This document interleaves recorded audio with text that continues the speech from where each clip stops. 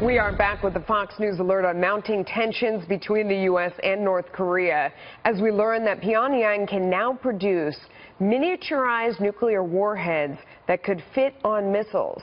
Reports claiming the U.S. estimates the North has up to 60 nuclear weapons in its arsenal, and a new threat aimed at over 160,000 people living on the U.S. island territory of Guam. That is raising some concerns about security options available and how likely we are to use them.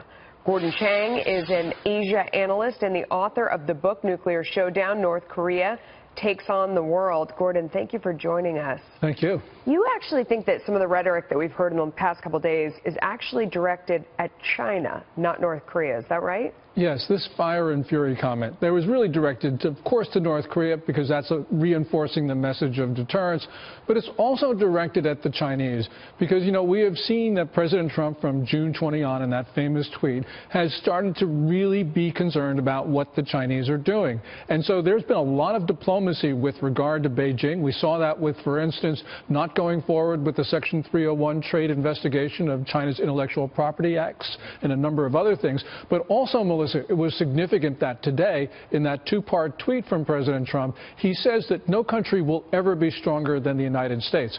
That's not a message directed to North Korea. The only country that could be directed to is, of course, China. So I think that that fire and fury, that's really directed to the Chinese and saying, look, if you don't do anything, you're going to have a war on your doorstep. Another expert on this show said that they thought that China would only get involved at the very last minute. Do you agree with that? And what do you think the last minute would be? Well, China will get involved when the United States imposes such costs on it that it has no choice but to help us. So, for instance, you know, President Trump did sever a small fry Chinese bank from the global banking system, Bank of Dongdong. He did that on June 29th, but he hasn't gone after the big Chinese banks like Bank of China, which was named in a 2016 UN report for devising and operating a money laundering scheme.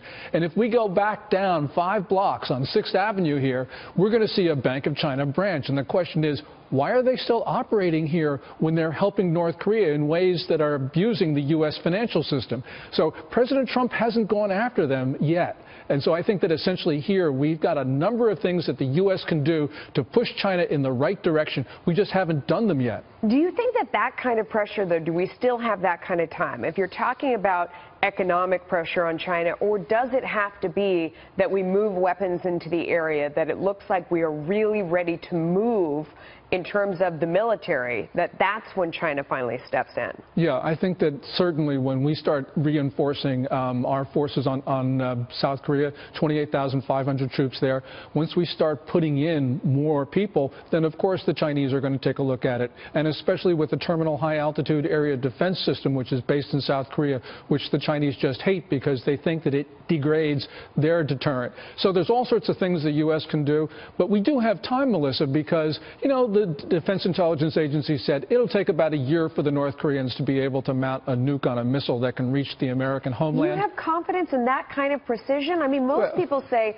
we're really doing, it's mostly guesswork in terms of how far along they are. Well, it is guesswork because North Korea is so opaque, but we can see things and see their progress. And so, you know, it's going to be maybe a few months off. Now, of course, they were a couple years off just a couple months ago when they were talking 3 or 4 years.